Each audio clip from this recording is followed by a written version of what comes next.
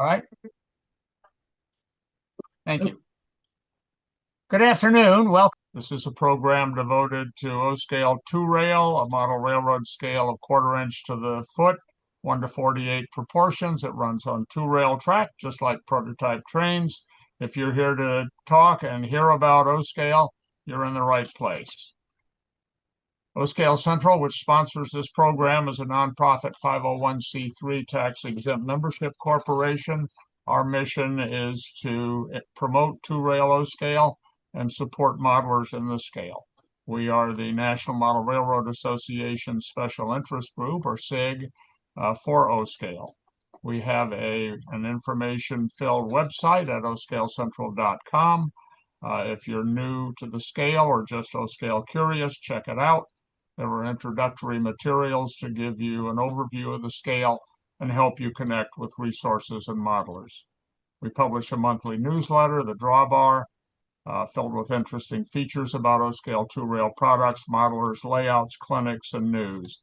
Our journal, The Drawbar, now appears as a feature in O-scale Resource. We maintain an active outreach program to train shows, RPM meets, and NMRA conventions. We display O-scale trains to demonstrate what the scale is and discuss how to model in the scale. We also sponsor this monthly program using the Zoom platform.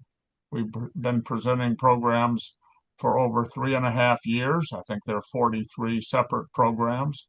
We bring in top manufacturers, importers, newsmakers, layout modelers in the scale. We present layout tours of quality layouts, short clinics, and news you can use.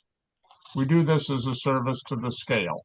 And we think it is important that the O-scale community be informed and be cohesive. You need not be a member of O-scale Central in order to participate in the program, although we hope you will see what we do, appreciate how we support the scale, and join us. In March, our program headliner was Jay Escamilla, who is the new head of Sunset Third Rail.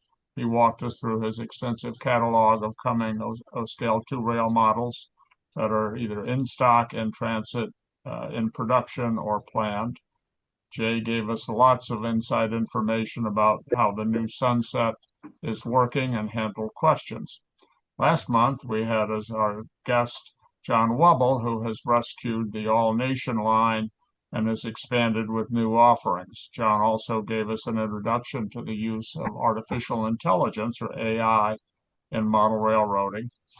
Our second presenter in April was Nick Bulgarino, who gave us a really impressive PowerPoint presentation on building and installing a passenger car lighting in power on board.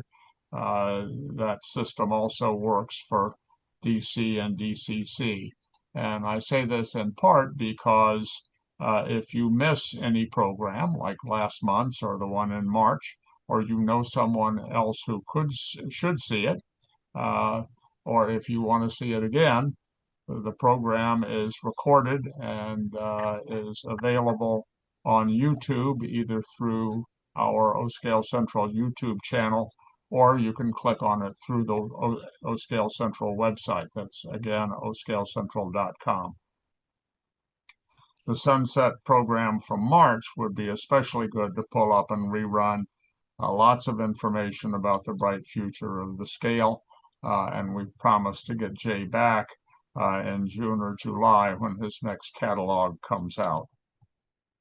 We have two great segments today, and I am real pleased at both of them. They're going to be meaty and interesting.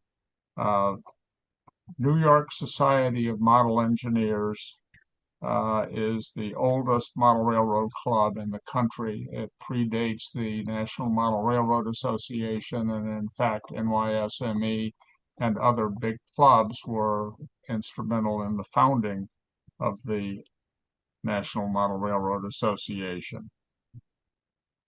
NYSME celebrates its 100th anniversary this year, and Club President Doug Chadwick is going to give us a rundown on the history of the club, the places it is called home, the layouts its members have built, the memorable events the club has experienced, and the colorful characters who have been members.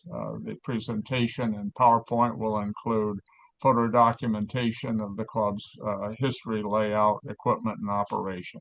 So happy anniversary, New York Society of Model Engineers. We are delighted to have Doug Chadwick on giving us that presentation. The second presentation this program will be modeling signals. Signals are a major part of prototype railroading. They expedite train operation and increase capacity. And they are a very important part that we need to include in our layouts. And modeling signals is undergoing a great evolution.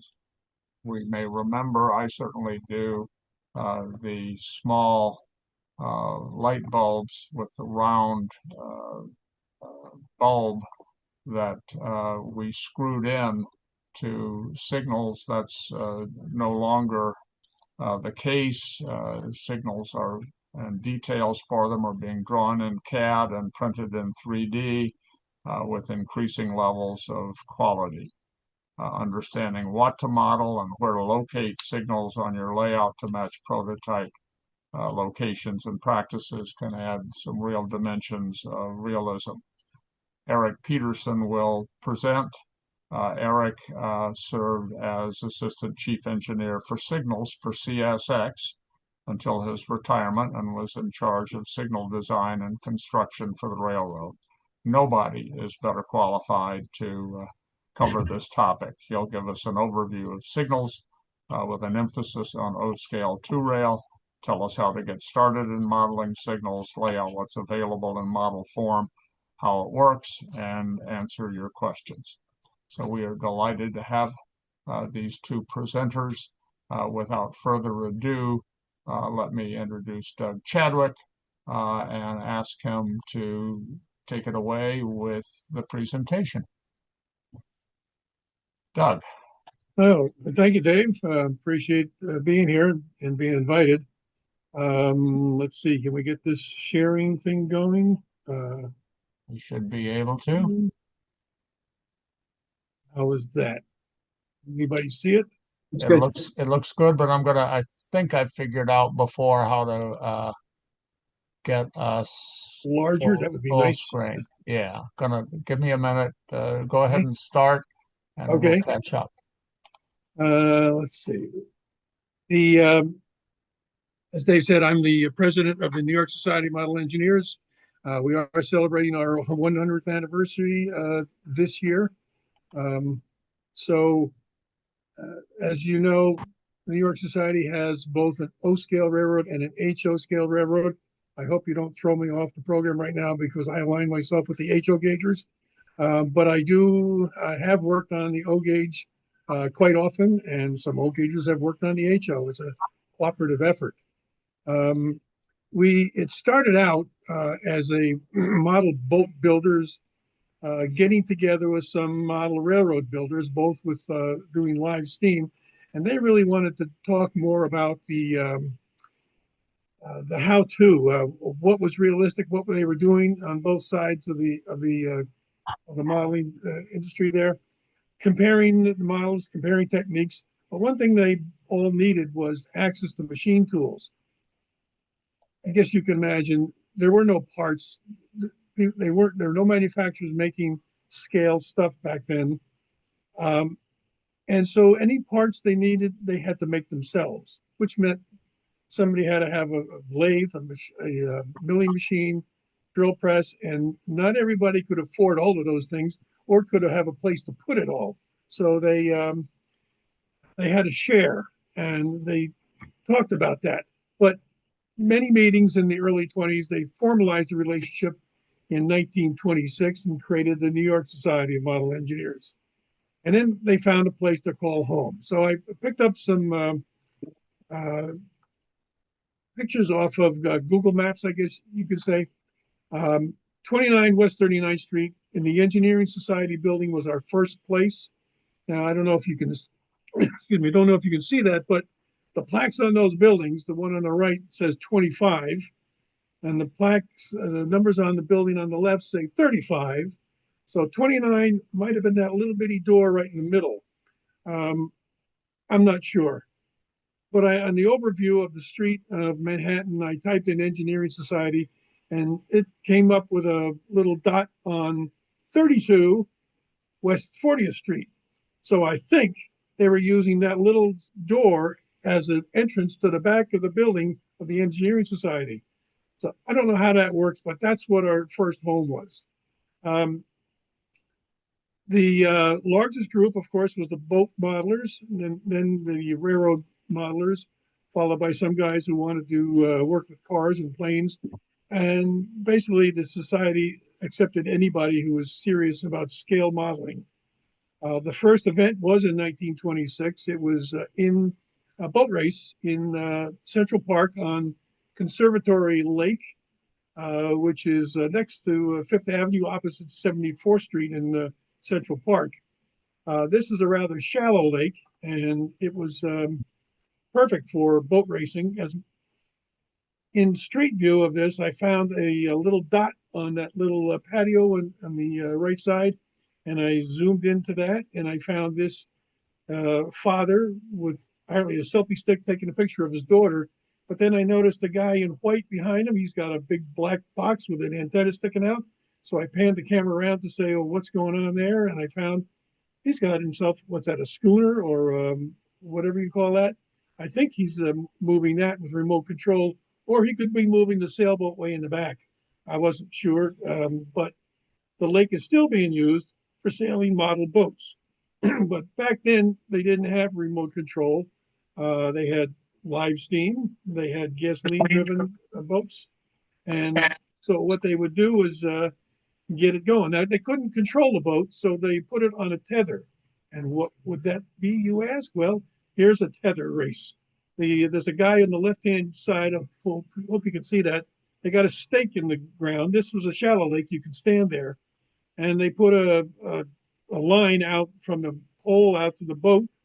And the owner would then fire it up, whether get the steam going or get the gasoline going.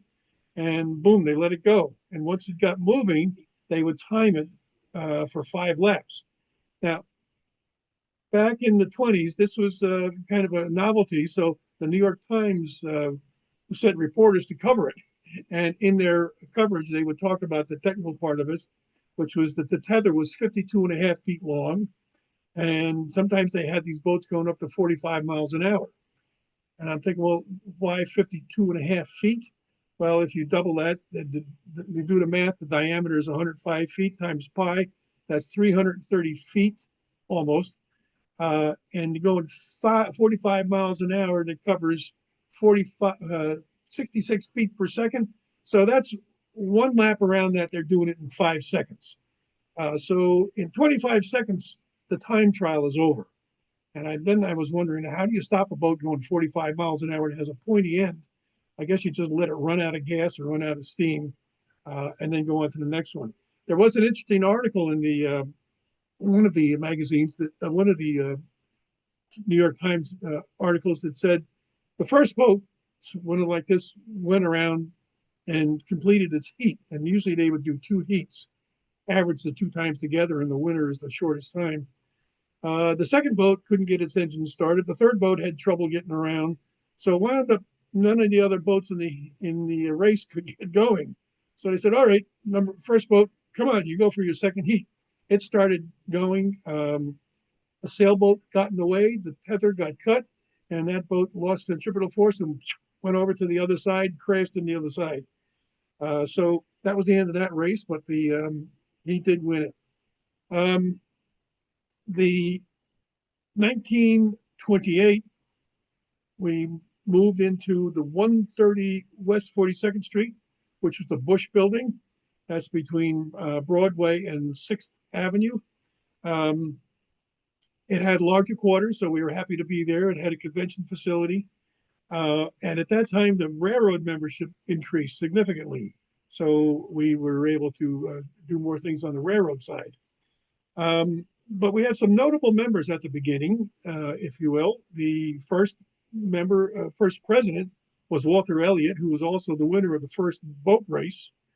Sadly, though, towards in the 30s, we then started toward the end of the racing season.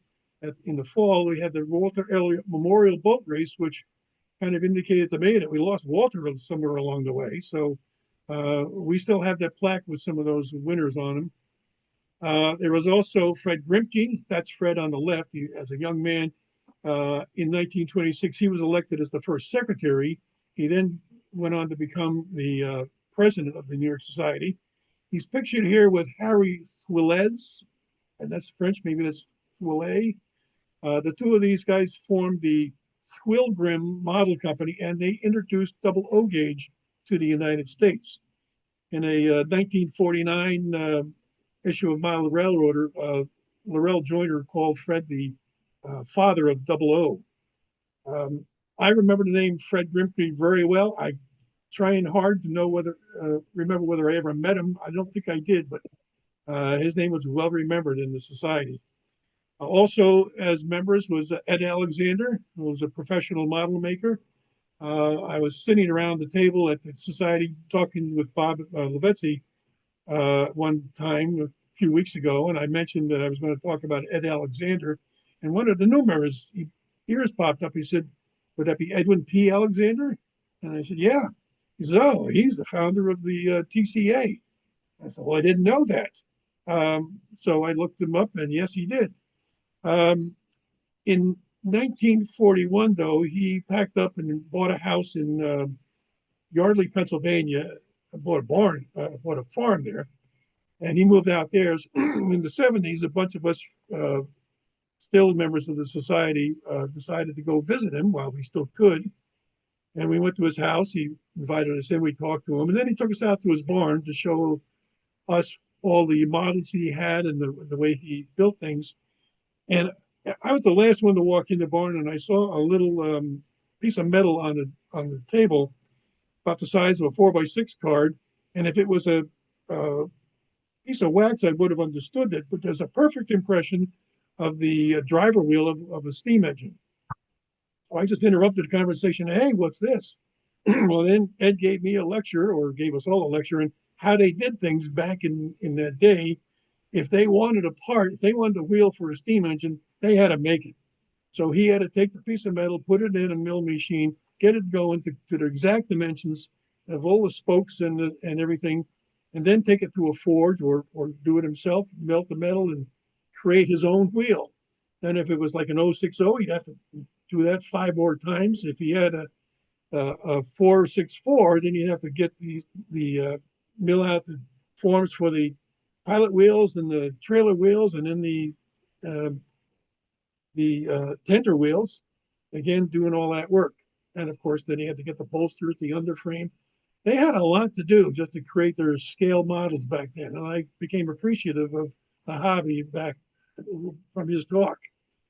There was also Minton Cronkite. I don't think he was not a relation to Walter that I know. Also a professional model maker. He built the O-scale railroad for the 1934-35 Chicago World's Fair. And after the fair was over, that got moved to the Museum of Science and Industry. And I remember somewhere in the 70s, I took a trip with some of the society members. We went out to Chicago, as far as Chicago, and I remember seeing that layout there. I didn't know that one of our members did that. Minton was a stickler for standards, and I think he was at the beginning of the NMRA, the first meeting. He pushed for setting standards so that there was like interoperability with different layouts. In this picture, he's standing there on the left holding that double crossover with third rail, outside third rail. I didn't print it, but the caption of the article that's underneath said that Minton commissioned Ed Alexander, who's on the right, to build a model of the Broadway Limited, which is in between them. And so they cooperated on that. Minton in 1941 must have been a good year to move. He went out to California and concentrated on the western roads. Then there was Fred Icken, also professional model maker from New Jersey. He was a charter member of the NMRA. And probably the most famous person in our roster was Vincent Astor. Um, of Astor fame, Waldorf Astoria, Astor Place, Astoria, Queens. That's all his family. He was a hotelier, a philanthropist, naval officer, and a spy. He was the son of John Jacob Astor IV. They had an estate up in New York State, Rhinebeck, opposite the Hudson River on the other side of Kingston. South of him was the estate for the Roosevelt in Hyde Park, and between them was the estate for the Vanderbilt. So it was a high end neighborhood. But in 1912, Vincent was a junior at Harvard when his father and his stepmother were either in Britain visiting relatives, or they were on the grand tour of Europe when they returned out of Southampton and on the Titanic. Well, his stepmother and his unborn stepbrother survived the trip, but John Jacob IV did not survive.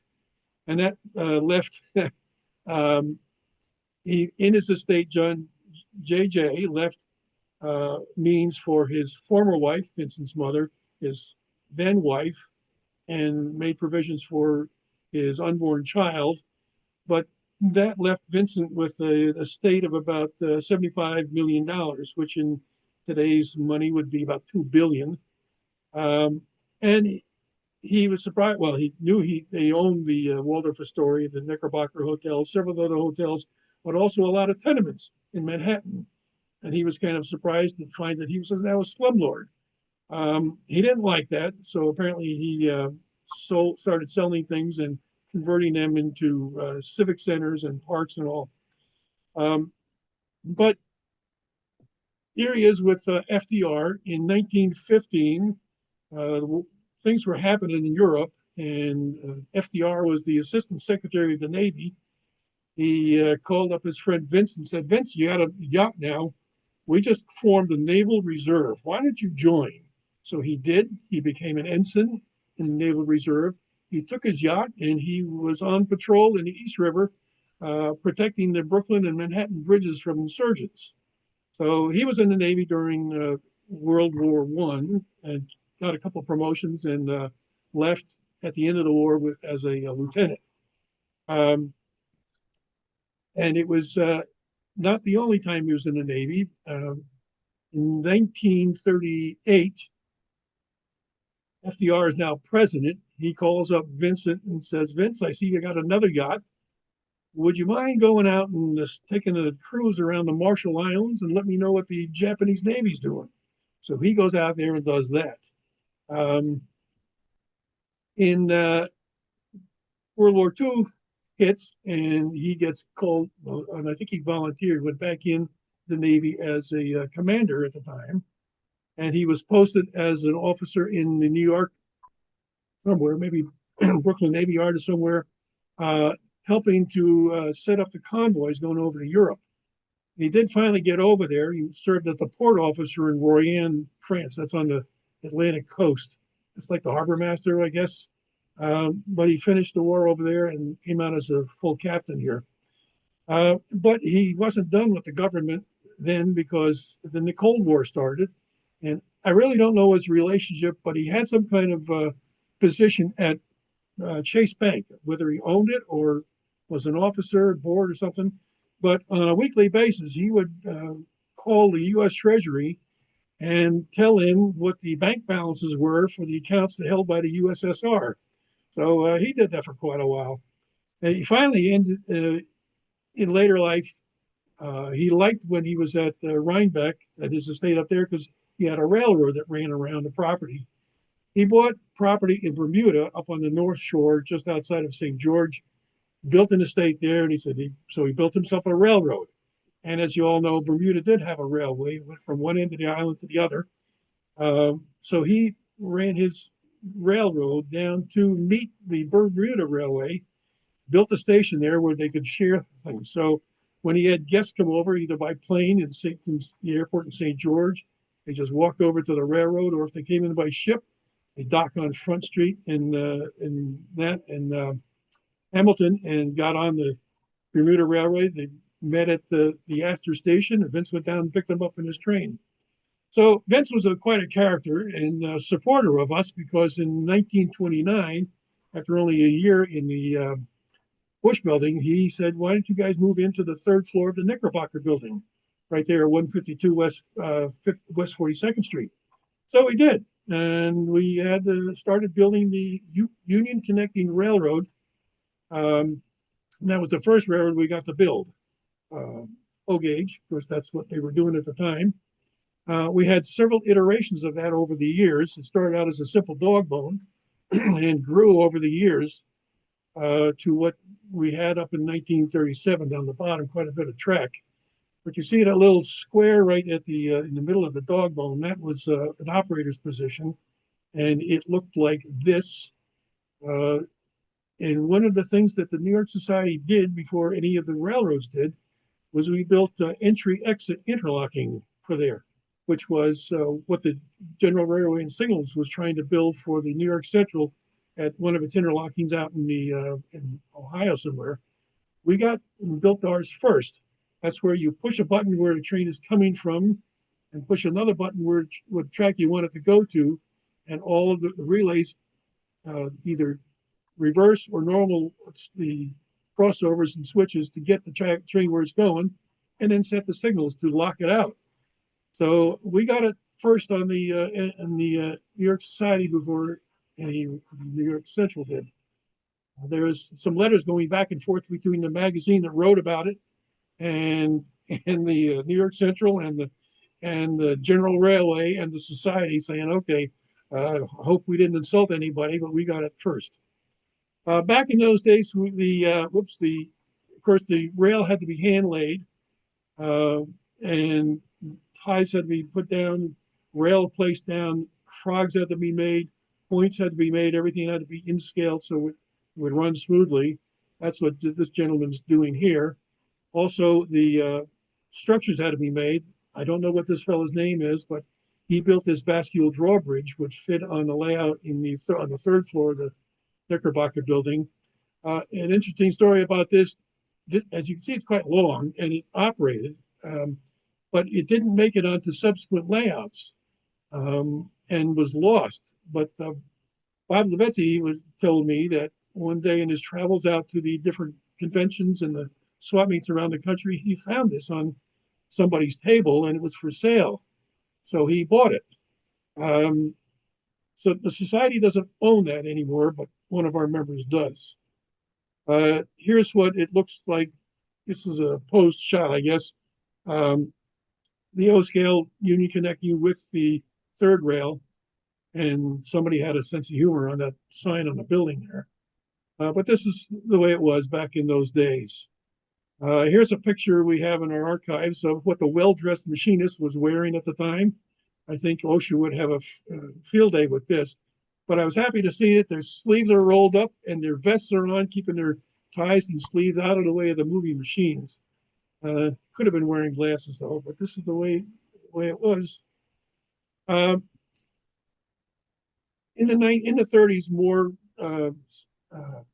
clubs started to form. The 1930, the Baltimore Club, the 1932, New Haven, and 35, several came on in the Midwest, which is at the same time the NMRA began. And we, as Dave said, several of us, well, at least two that I know of, were at the original meeting. I couldn't pick them out of the group photo here, and I'm guessing that this photo was not a photo of the complete attendance. So this picture came from, I believe, the Railroad Model Craftsman magazine, but the NMRA picked it up. Then in 1937, Vince purchased Newsweek magazine, told him to move into the Knickerbocker building. That was like a hotel, residential over commercial. So they moved in there, and I thought that was an interesting choice because The Knickerbocker building is on the corner of 42nd Street and Broadway. And for those of you who know New York, that's Times Square. As a matter of fact, this picture of the Knickerbocker building was taken by somebody whose back was up against the Times building on the opposite corner. So there it is, the Newsweek magazine keeping its eye on the Times magazine, or maybe the other way around. I don't know. Um, but in 1938, Vince is over in the Marshall Islands. The Newsweek magazine is growing, and we got asked to leave the third floor and go down the basement. But the guys went down there, and they were looked around, disappointed they had to move again, but happy that, hey, the basement is bigger. They had more space. They could fit more machine tools there. The Marine Division was happy because they built a tank so they could see in the off season, check to see that their boat actually floated and that the engine actually worked. So they were happy with that move. So they built this layout. There's the diagram of it. They had originally planned that this layout would expand to the right up on the top. And here's a picture of it. So you can see on the lower scale, the ties, every fifth or sixth tie was a long one where they would put the post for the third rail. And they were going to town on this.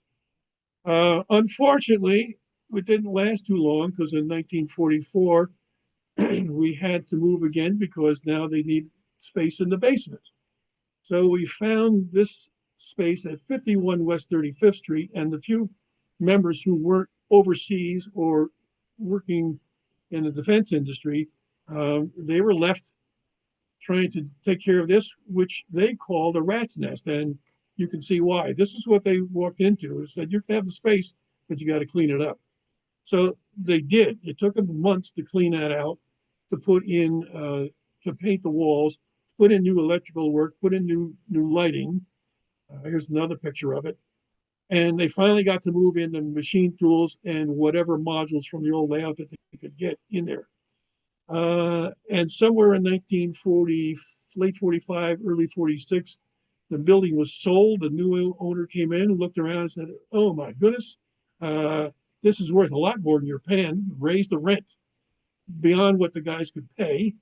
And so we took them to court because they spent all that money refurbishing the place only to have the rent raised. So no, didn't work. In November 1946, the civil court in Manhattan said, okay, they stayed the eviction until January 1st.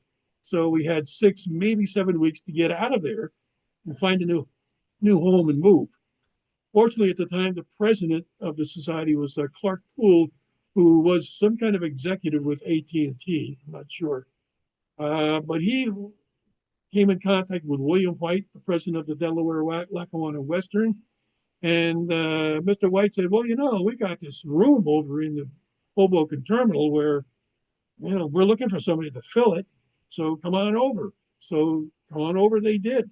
And the room, as you can see, is 55 feet wide by 150 feet long with a balcony on two sides, 2 stories high.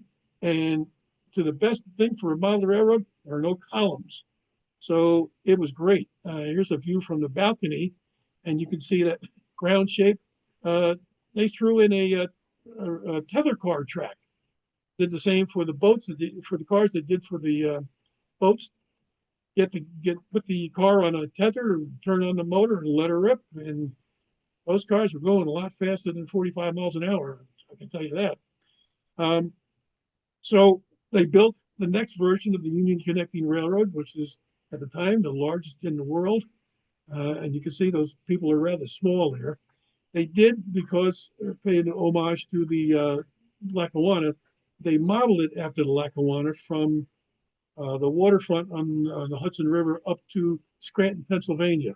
And they put in some of the features, like the one in the back there, the tall thing, that was a replica of the Delaware Water Gap through which the railroad ran. They also built the ferry slips. And of course, if you build some ferry slips, you better build a ferry. So this is George Brunches. We never knew him without a cigar in his mouth. But he told the story of how he would get on the ferry boat, take it, just ride back and forth with a clipboard and a paper and a tape measure, measuring every dimension that he could measure so he could build this to scale. And he did. Here's a picture of the ferry boat that he built and one that he didn't get to finish. We have a ferry boat. We have the unfinished ferry boat in our collection. We have the a different ferry boat that he built. I don't know what happened to that one, but we have the one labeled the Binghamton. So we have that. The other thing they did while they were in Hoboken is the Lackawanna was converting from steam to diesel, and they were in process of building this fleet of new trains for the Phoebe Snow. So the members got started, and they got what are these F3s? Every one of the Phoebe Snow sets had an ABA set up front and heavyweight cars. So some of our members built two train sets, one where the engines were powered with 12 cars, including this one at the end, the Tavern Lounge.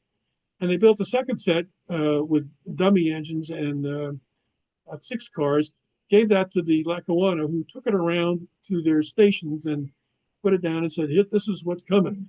So unfortunately, that relationship didn't last long because William White then moved over to the Lackawanna to the New York Central and became president there. And the post office came to the Lackawanna and said, hey, we really want to ship more stuff by rail, but we need a sorting facility.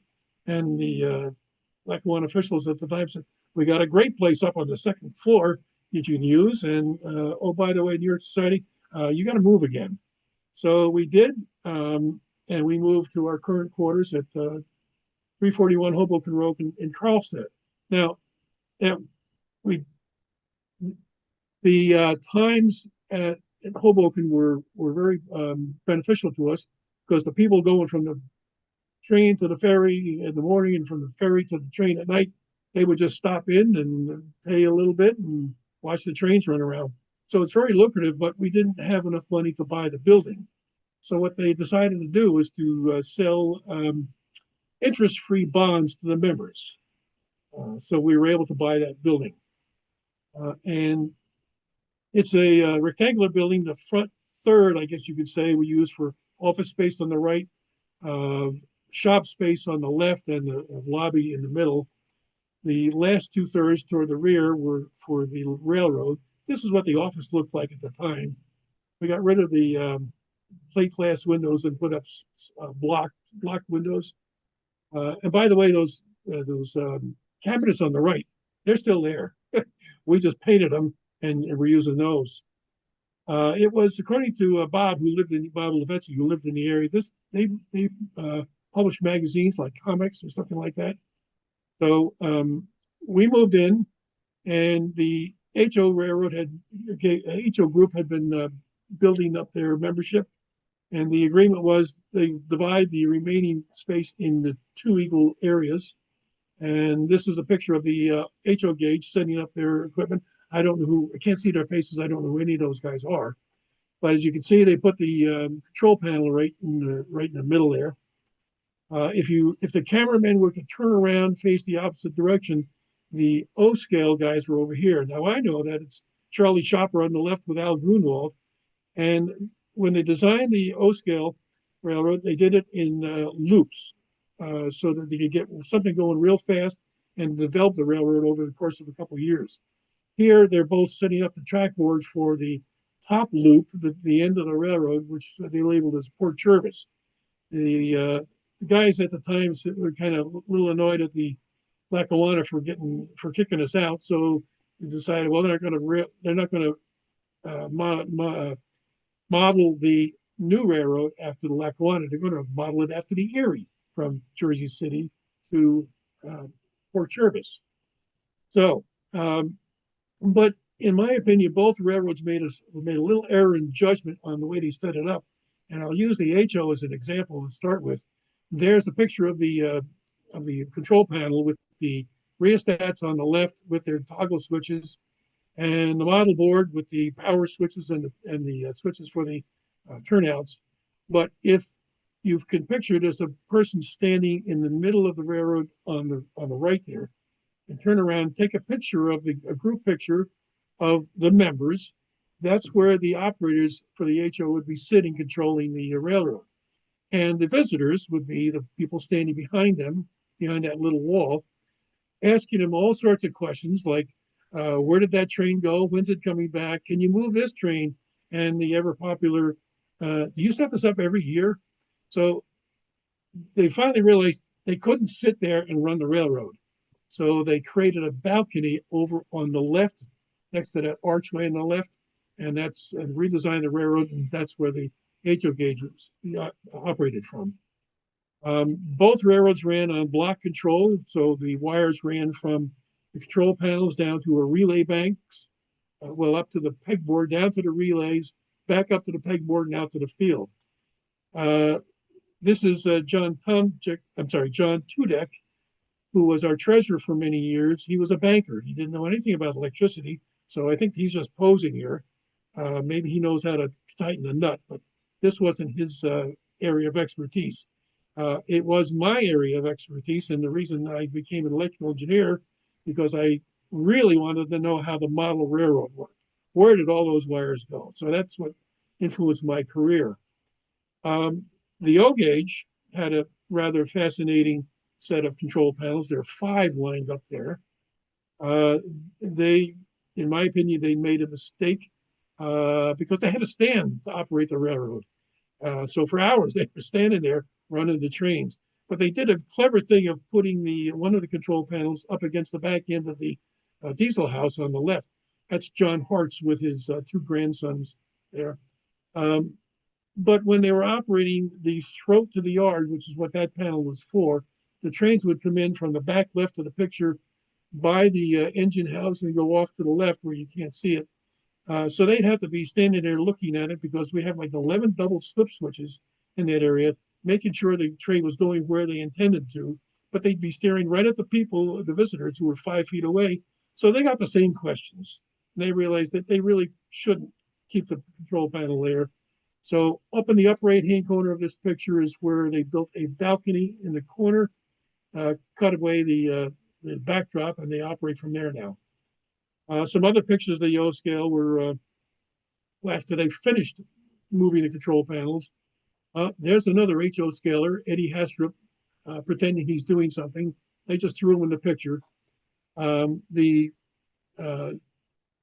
station is over on the right, 8-track, 7 tracks and a bypass.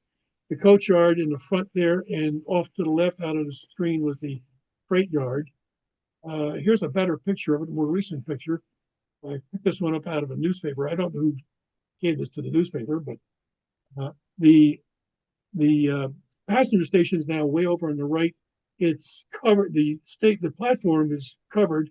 The station is up on top with a little city scene up there. The coach yard and the freight yard in the front. The middle and the upper loops were on the left, and that's Paul Allen, I believe it is, who was standing there in the little area that the O scale guys use as a rip track or repairs for their rolling stock.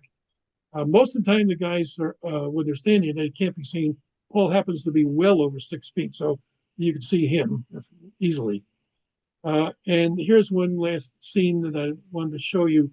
This is Bill Reiner in the hat.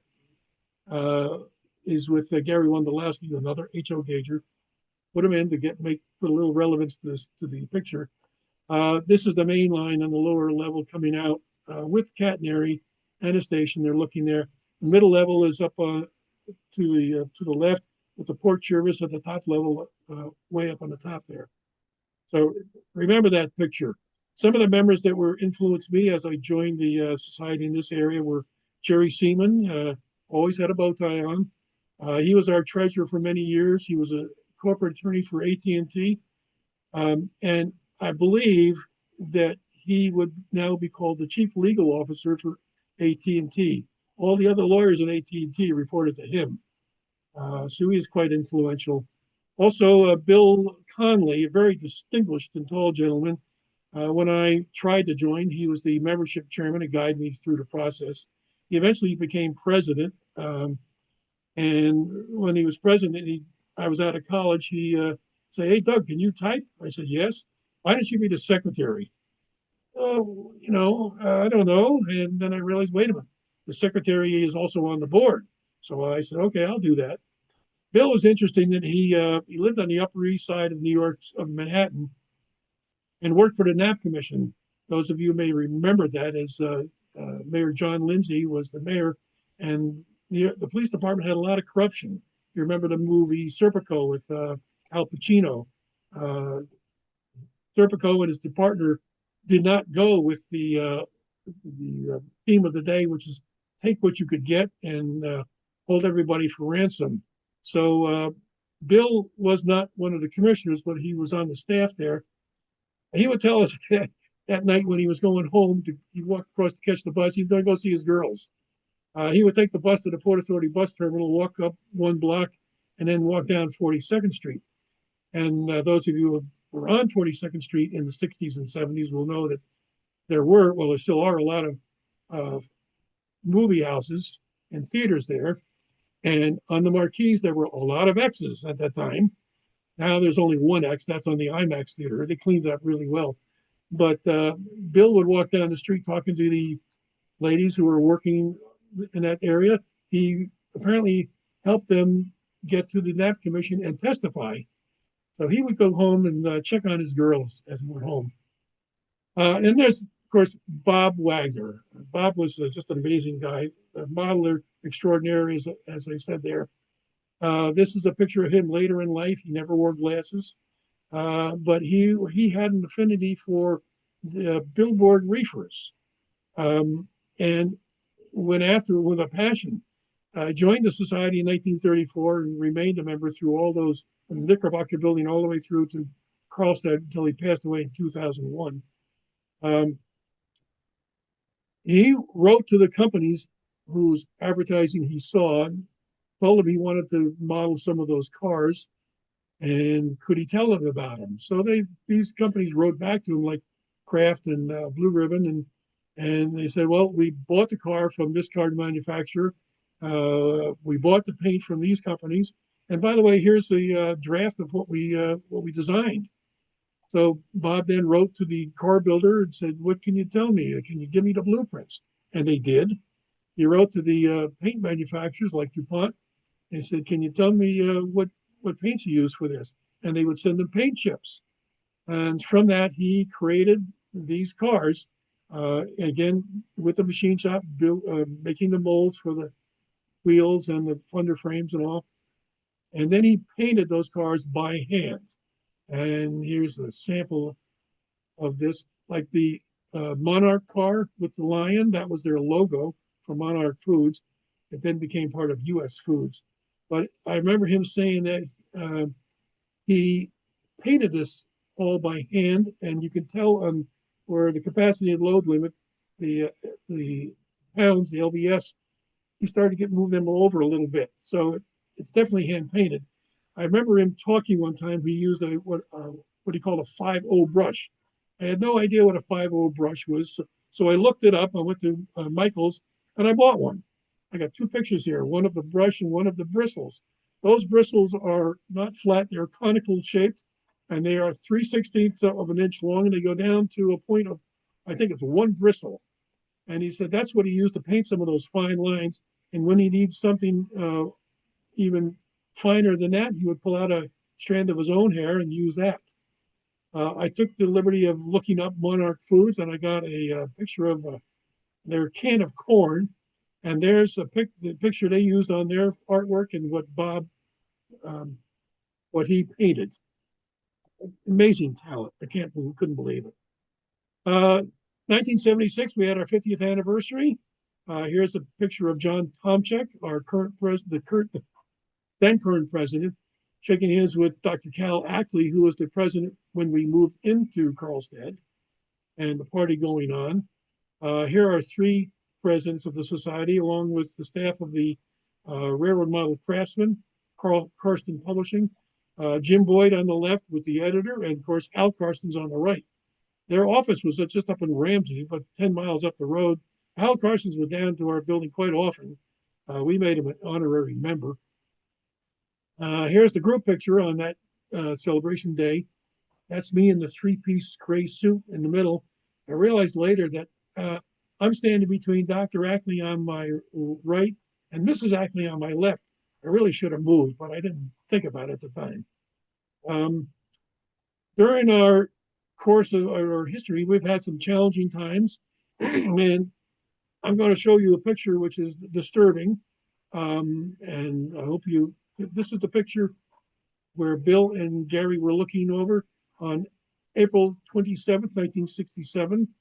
We arrived to find some significant amount of damage, sabotage, if you will. Al Grunwald's station on the left was smashed. Ernie Huebner's catenary, which ran through there, was catenary poles were pushed over, the wires cut. Um, Al Carson's heard about this, didn't even bother calling the photography. He grabbed the camera, came down, took these pictures himself. Here's a close up of that area where the rails were smashed, the third rail was torn, the things pushed down. Here's a picture of Ernie Huebner, who spent 5 years putting that catenary up. He was devastated. The throat, where between the main line and the station, has, I think, 11 movable point double slip switches. They were smashed beyond repair. Catenary pushed down. A couple. They went on to damage the control panels and took a knife down to the windings of the main transformer. As you know, when you do that, transformer shot. The only good thing about this was it seemed to be targeted because the Phoebe Snow train and the circus train that somebody hand built were moved out of the way. The HO gauge was not touched, just focused on the HO gauge and certain projects. So we think it was a targeted attack. The other good thing about this is when guys showed up, the HO gaugers turned around, walked across the aisle and said, "What can we do?" And maybe some of you guys were involved in this because when the word got out, O gauges from other clubs showed up and said, "What can we do?" And it only took a few months, maybe 3, 4 months, but we got the railroad back in shape. That was one of our low points. The police determined that it could not find any evidence of forcible entry, so we're pretty much thinking this was a member, and we're pretty sure we knew who. Couldn't prove it. Well, we had some rewarding times, and one of them was the conventions. As most of you know, back in the 80s and the 90s, the O gauge was not getting the recognition they were due, so to speak. And you guys created your own network and your own convention, which the national conventions moved around the country. In the early 90s, the NYSME was asked a couple of times to host the convention, and we always responded that we don't know anything about running a convention. And Bob Lavezzi, Andy Bruscard started going to different conventions, local, regional, and national. And when they came back, they said, "Well, these guys didn't know how to run it either, but they did." So we finally said, "Okay." We ran it in 1995. Now, those of you who may have been there may remember this, but on Saturday afternoon, the trading floor is going to close at 5. We're going to hold our banquet at 7. Saturday afternoon, 2 or 3 o'clock, the committee gets called to the office. So Bob Lavezzi, I think he was the president. He was the chairman of the committee. Andy Prescott, Ralph Russo, Lamar Caro, and I. We go walking down to the principal's office. We got called to the manager's office. We walk in to see the sales manager who we dealt with, the catering manager who we dealt with, the front desk manager who we dealt with, and behind the desk is the general manager. And basically he says, "Oh, boys, did you hear that the New Jersey Devils just won the Stanley Cup?" Yeah, they beat the Red. Yeah, we remember. They beat the Red Wings 4 games to 2. They were playing at the New Jersey Sports Complex at the arena there, which is just 5 miles down the road. And he tells us, "By the way, when the Devils are in town, they stay at this hotel. They just called us. They would like to have a party tonight in the ballroom." And we said, "Wait a minute. We're in the ballroom." He said, "Yes. Can you be out of the ballroom by 6 o'clock?" "What?" we had to set up that the guys could stay until the next day. He says, I know. Can you be out by 6 o'clock? So we arranged it, and sure enough, we got everybody to agree. We had to return some of the money to some of the dealers because they were counting on staying and not packing up. We kept all our members and put them to work, helped these guys pack up, push them out the door. As soon as we got some of the tables out of the way, the hotel staff came in, set it up. So we had our banquet that night. And after the banquet was over, I didn't. Well, yes, I did. But some other dealers and members, they walked into the Devil's ongoing party and helped them party. So basically, we got thrown out again.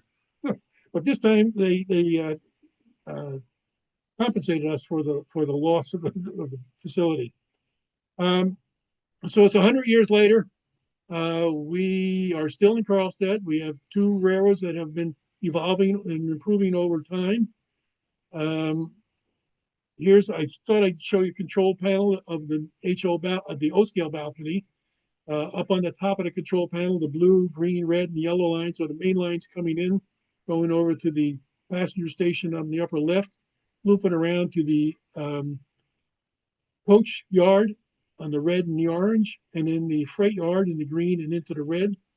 That white track coming down is that was built afterwards for underground storage for the really long trains that they run. To the right of that main is the main line, and you can see the different loops that they built that they can turn around and go back and not have to run the whole thing. So right now they're working on block control, but they've recently started to go with the Blue Nami control, which they can do. They have to turn all the blocks on, turn all the rheostats up. Those are rheostats up above. And then the guys can work from their iPad or from their phone, and they can run the trains themselves. So that's been working. That's been a benefit. As far as the New York Society is, organizationally we're all set. We may have overdone it, but we have an articles of incorporation on file with the state of New Jersey's Department of State. We have a constitution that talks about the objectives, the officers, the directors, the meetings, the type of membership. We have a set of bylaws which talk about more detailed things like the procedures for the order of business, how we bring members in, how we run the elections, what committees we have. We have a set of house rules that you guys are expected to follow while on site and while representing the society off site. Talk about conduct, discrimination, harassment, procedures for what to do in the case of an emergency. And then, of course, the railroads have their own operating rules. Who can operate, when, how, so all those. We also, as far as the annual celebration, we were up at Amherst. We did cut out early because of this. You remember there was a snowstorm that weekend. We got it out of there Saturday night, and the storm hit that night. So we just had a booth there advertising what we were going to be doing. We had a club day on March 28th. We invited all the clubs in the area, and a lot of members came. We also invited the non-affiliated model railroaders. So we had a good crowd where we had a cake cutting, and some of them brought their engines that ran around. On June 6th is D-Day, and we're calling it Dignitary Day. We've invited all the politicians, I guess you could say, from the municipality to the county to the state and to the federal level. We even invited Trump. I don't think he's going to show up, but we invited him. We also invited some celebrities that we know of are into model railroading, and of course some executives with some of the manufacturers that are involved in model railroading. Most of you know we have two exhibitions, open houses every year. We already had the one in March. Next one's coming up in the end of November and December. We have two swap meets a year, which we co-host with the METCA division. And we have a lot of shows that we go to off-site, the Greenberg shows, the York, Pennsylvania, the Tri-State Historical Society, and some other local things that we do. And we've been featured this year in a lot of publications. The NMRA magazine last year Gerard Fitzgerald wrote a 3-issue article on the formation of the NMRA, and the New York Society was mentioned quite often in that. He also came to us for some research on some of the documents that he could use. The Metropolitan TCA, which is New York area, has a biannual newsletter. They took our information and wrote a nice editorial about us. Those of you in the NMRA know the Northeast region has a online convention, which they held in March, 4 nights in 1 week. And they do videos of different guys giving clinics and like this, and people showing off their home railroads. They took a video of us and it got edited down to 20 minutes. And that was the last feature of the last day of the convention. So there was that. In 1976, Andy Bruscard wrote an article for the Railroad Model Press about the first 50 years of the New York Society. And it took me several months, but I finally convinced him to write the sequel. And he did. And that's coming out in the next issue of Railroad Model Craftsman in June. Bob Lavezzi wrote an article for the O-Scale News, which is coming out in their annual issue. Both of those magazines are now owned by White River Productions, Otto von Drack. He sent 2 of his photographers. They spent 2 days at the society taking pictures. And I got to tell you, we've got the preview. We saw because we had to provide some captions for these photos they chose to run. And the articles went in and got edited a little bit. And I would encourage you to pick up those magazines because at least the O-Scale News, that's like 17 pages long. And some of those pictures are just top notch.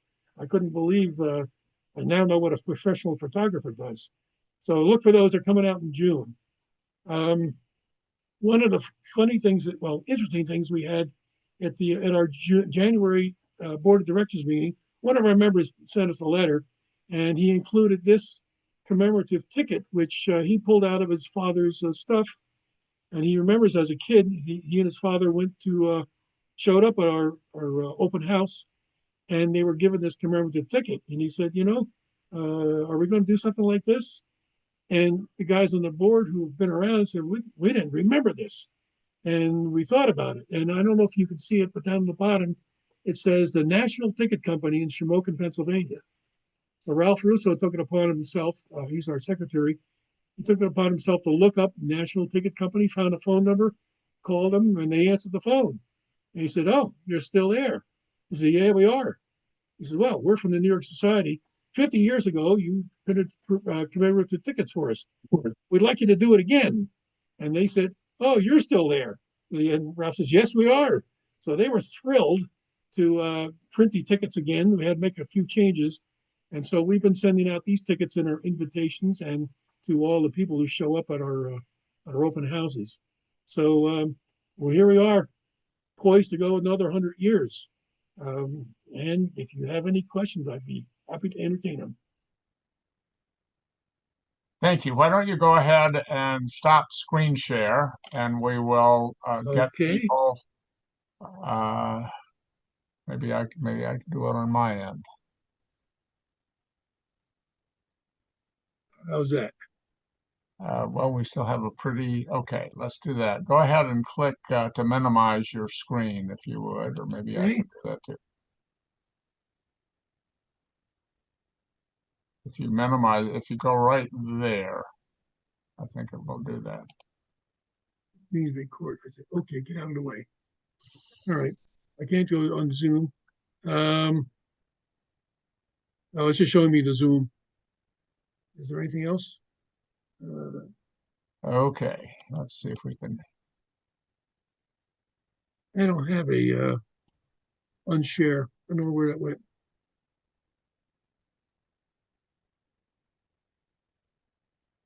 Oh, here it is. Okay, stop sharing. Bingo. It was hidden. Okay. There we go. Okay.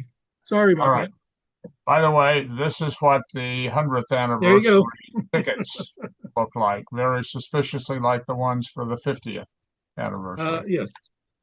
Well, Doug, that's really a fantastic coverage, boy, from right from the inception right through the current year. Who has a question? We have a few minutes for questions for Doug, if people have them, although I'm not sure how many open issues there are after the presentation. But who wants to ask Doug a question or have a comment for him? I don't have a question, but I certainly have a couple of comments. First of all, I know Andy Bruscard Sr. and Bob Lavezzi very well for many, many years, good friends of mine both. But here's the story. That bridge, that double track bascule bridge, lived under my layout in Piscataway, New Jersey for over 2 decades. Oh, I that's where got it it. went. Okay. I got it from Russ Kress, who was with the Of course. Newark Society of Model Yes. Engineers. And when that club went out of business, I don't know if the Newark group ever ran that bridge or whether they just stored it. But Russ Kress arranged for me to get it. And I had intentions of putting it onto my layout in Piscataway, New Jersey. That never happened because I was too busy working for the real railroad at that time. Um, as I was getting close to retirement and around the time of the 2006 convention, I was talking to Bob Lavezzi, and he had the open house for different layouts, one of which was mine. And he saw, or we talked about the bridge, and he says, "That's our bridge." And I arranged to give it back to him, and that's how it ended up back with you fellas.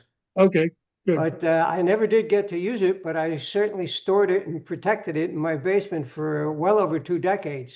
Well, thank you very much. My impression was from the pictures that has to be what, 3 feet long or more?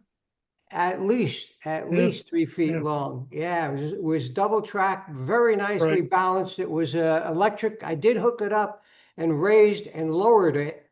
And it reminded me very much of a bridge early in my railroad career. I operated a bascule bridge at Pelham Bay, New York on the Hutchinson Oh, River. And it yeah. was a double track bridge. And that reminded me very much of that particular bridge. Okay. There Well, are good. some That que puts it. there's some questions from the chat. Why did Okay. the NMRA change the rolling stock of O scale from 1764 to 148, 1 to 48, but not address the track? We can probably have a real eye gouge and hair pulling contest with the Proto 48 Yeah. modelers there. Well, I But thought it was 15/64ths, but with a 64th an inch, I I'd be hard pressed to tell the difference until you put them side by side, and then you can tell the difference. I don't know. Uh, I don't know. I don't know. That's an argument I didn't want to get into. Bob Lavezzi would be happy to talk to you on that for a long time. So uh, I don't know, but you can tell the difference when you put them side by side, but not so much when they're all by themselves. got it. There's another question. What year did the club shift from outside third rail to two rail? I bet Bob knows this, even if Yeah, that was maybe you do. in the 70s. I think it was in the 70s. Might have been while I was away at college. But yeah, Andy Bruscard knows better than that. He was involved with that. Again, I was not laying track on the O scale side. I was laying track on the HO side. So um, Okay, I don't know Bob, that. oh, thank you. Bob Lavesi, are you on? Okay, Bob was going to get on, Yeah, and I he don't. said he was going to be. Yeah. Um, okay. Uh, by the way, if you're not that familiar with Zoom, if you look down at the bottom of your screen, just a little bit to the center, from left from the center, is a little box that looks like a cartoon bubble, and it says chat. And if you have messages that you want to leave or questions you want to leave, you can use the chat function, and we will try and get rid of bingo. Okay. This is from Fran Wheeler. Given the longevity of the club, what happens to the models that are individually owned? Whoops. that are individually Yeah, owned. a delicate subject. Um, I mentioned to you before, David, that I don't have, I've never, well, I did have bought models. I don't have a train set. I'm more interested in what's going on underneath the railroad. I don't have a collection of cars, except for one of the HO members who passed away, and his family was trying to raise money, and so I bought a couple sets of his cars.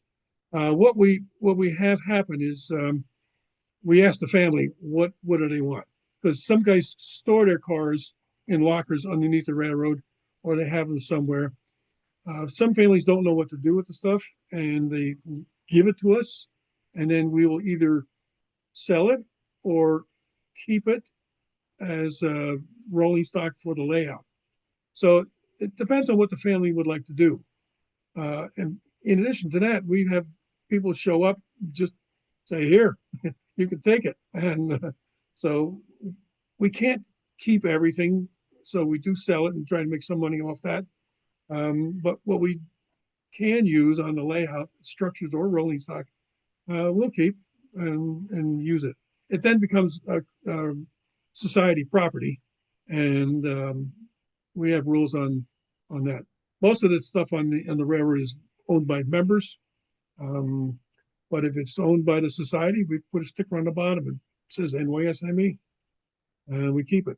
A lot of it goes into the lockers to be pulled out when we need to add something to the layout.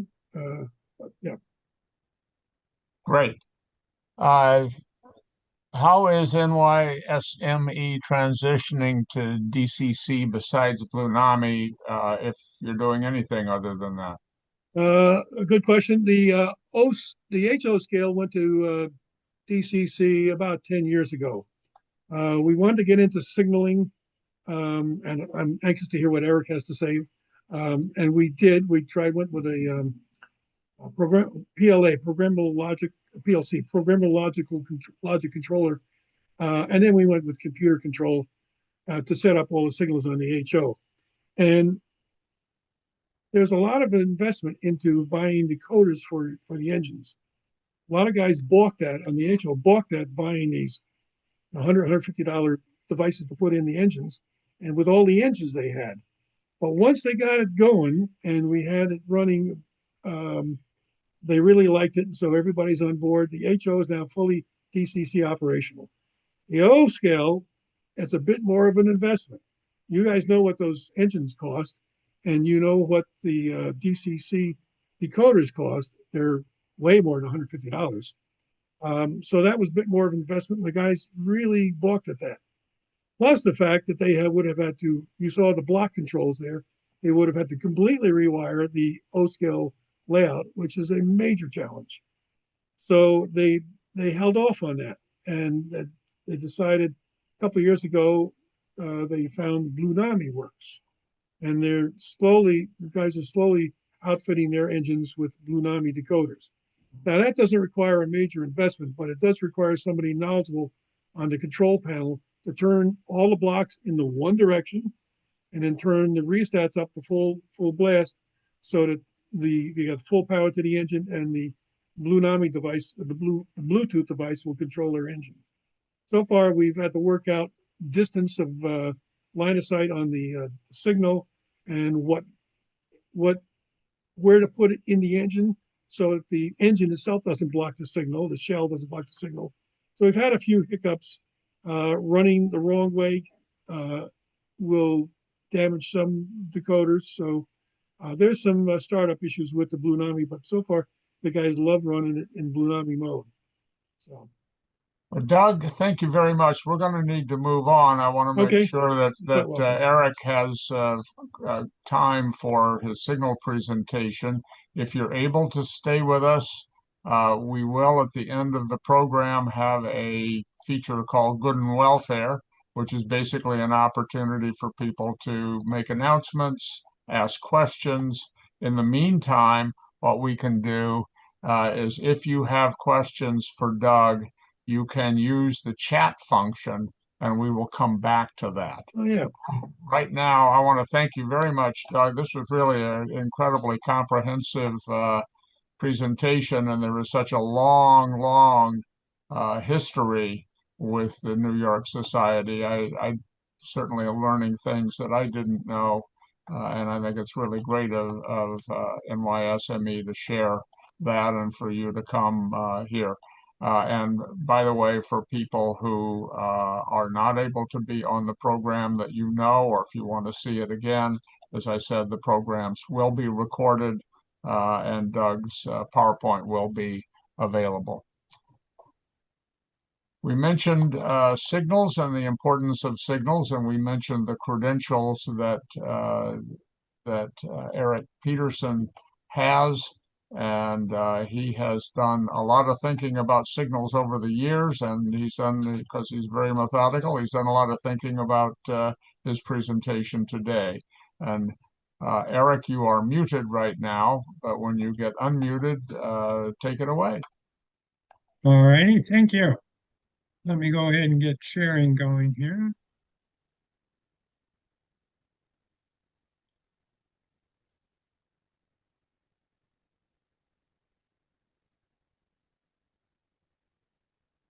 That should be up for you guys, right?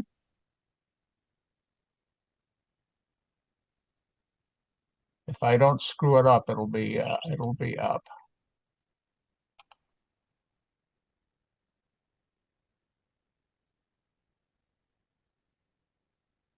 Okay.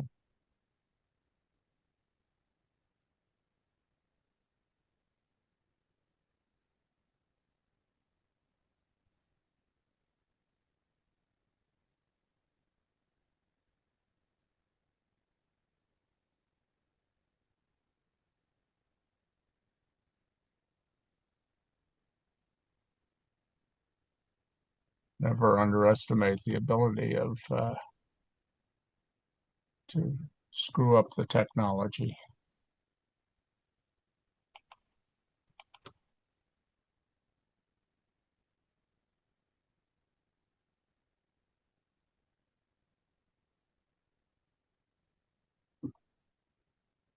This worked so well when we rehearsed it.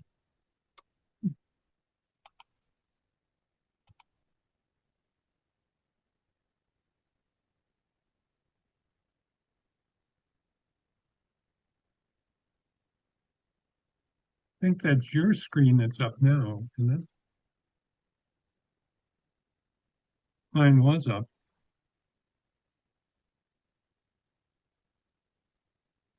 Yes.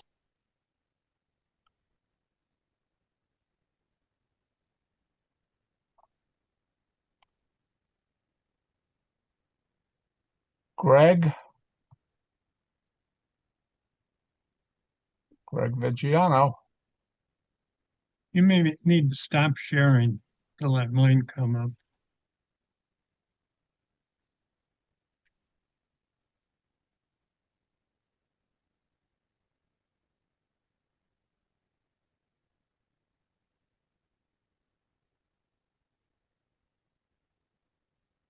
Things were going so well that there we go. Yeah, it's your screen that's up right now. So we need to have my screen up. Can you stop your share All right. at the top, I think?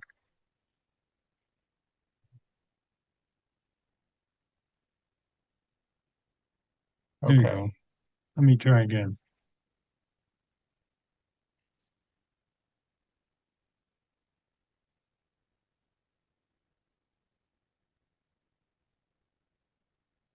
Bingo. All right, we up?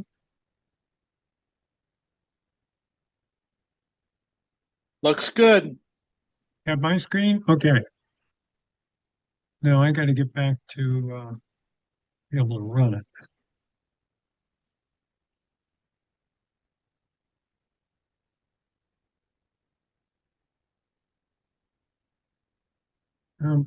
Wrong thing. Sorry.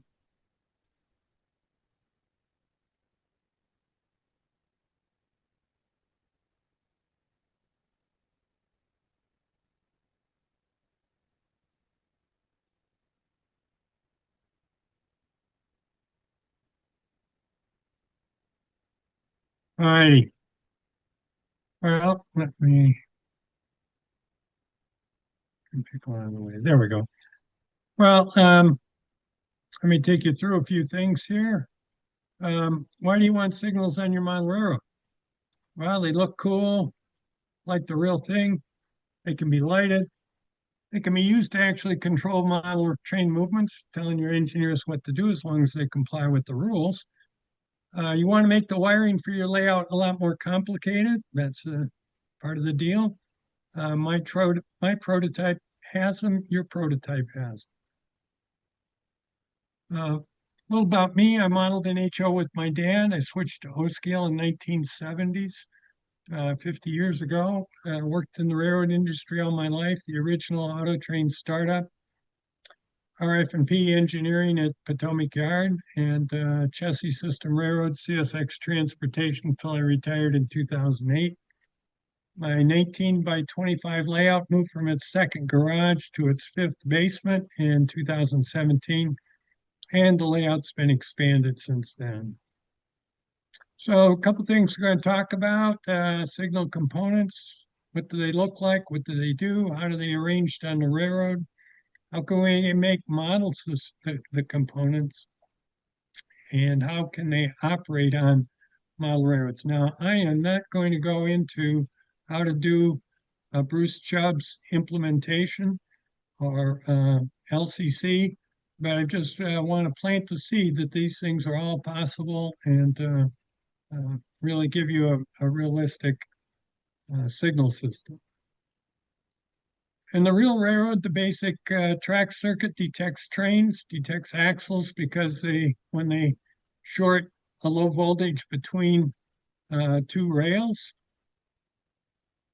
In the modeling, it gets a little more complicated.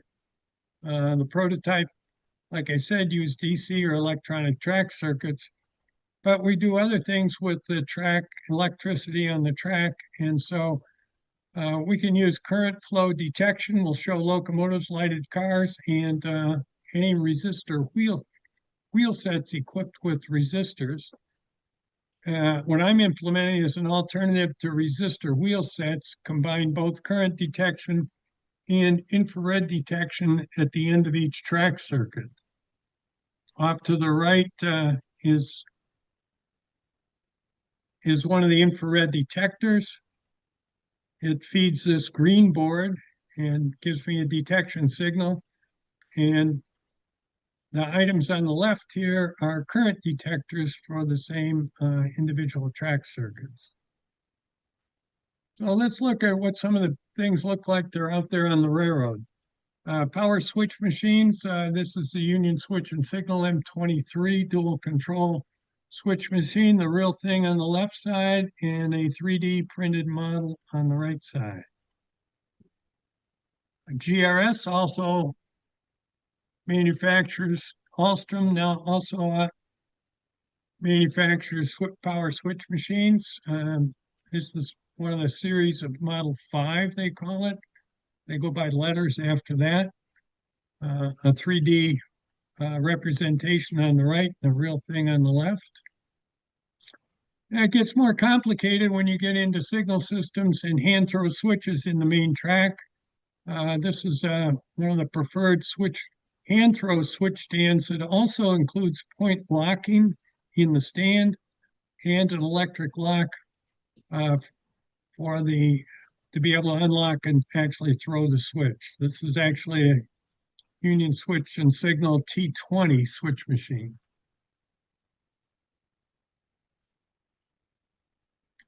Another version out there along the railroad, hand throw switch stand with an electric lock and a circuit controller. Electric lock is this box here that controls the handle. The circuit controller has a separate rod to the switch points, and that reports what's the position of the switch to the signals, basically knocking down the track circuit anytime it's not lined for the main track. Here's another switch stand with a circuit controller on it and no electric lock. And I can do another clinic on when those apply and when they don't apply. There's different signal types: color light, searchlight, color position light, and position light. And so we'll look at a few of these examples.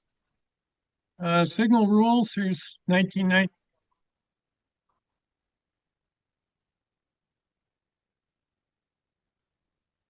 And here's the signal rules for Conrail in 1988. The eastern roads have used speed signaling. The color of each head is what is included in the rules, and that can be a color light signal, a searchlight signal, can be that doesn't matter what type of signal head it is, just what color the light is. There's a few different types. Here's the position light signals in the upper left, color position light signals down in the lower right, and on the far right on top. And color light signals, they could be searchlights, they could be color lights with separate bulbs. And this is a medium clear aspect. This is what they look like on the different types of signals. Here's a color light signal where there's an individual bulb and lamp unit for each different color in the signal head. So these are both have 3 different colors available. A searchlight signal has 1 lamp and a colored disc is rotated to be in the beam of light to change the color. These are generally going out of style because you have to maintain the relay equipment, and that makes it change colors, requires additional testing. So these are the real thing on the left and some models here on the right. 3D printing is starting to make a big difference. Here's Union Switch and Signal. Here's a 3-lamp color light signal head. And the CAD works by Dan Remmel and let's see, Mr. Heinel, Dan Heinel, a guy that lives near me here. Oh, here's the same thing in 2 lights for a signal head, and sometimes there's only 1 light in one of the signal heads. So these are all color light, what we would call color light signals, and we're just about to start making these in O-scale, running some tests. The searchlight signals, here's an SA1 signal, and that's done by Dan Dowdy at Railroad Resources, his 3D division. He just brought these out. I bought these at the O-scale meet in Chicago, and I'm well pleased with them. So how do you light them? So what we're using is surface mount LEDs on a small circuit board that we can put in the back of the signal head. And that's worked well in the past, and we're looking forward to using it with these 3D printed heads. Color position light signals are another method, another type of signal. The B&O, these are all B&O examples. They had a few subsidiaries that had color light signals. I wanted to point out what not to do with signals. In this center image, you can see that each lamp or LED actually has a colored body or lens to it. And in the industry, we work very hard to not have any color showing on the face of the signal when it's not lit. Only when the bulb is energized do we want to see color in any particular light. You can see how the signal on the left, you just barely can see a little bit of color in some of the light units, even with the sun shining directly into them. Here's a modern signal with a lens that I'm using and signals I'm fabricating. And I did this with a flash on the camera to show you just how these do not show any color, just like the prototype. Position light signals, here's one on the left. I have built one in my lifetime, and I've decided I don't need any more, but I do have some circuit boards for the background that a friend had made for me, and that simplified the signal head arrangement, but there's also a lot of details behind it. Dwarf signals, let's see.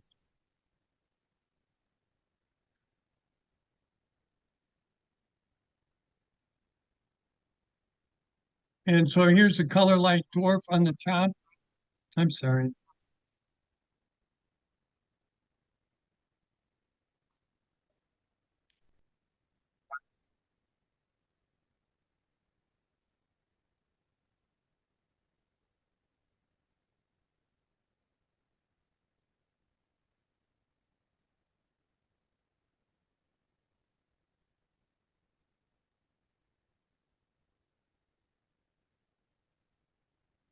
We are seeing the screen that says Yep. dwarf signals with the pictures of the signals.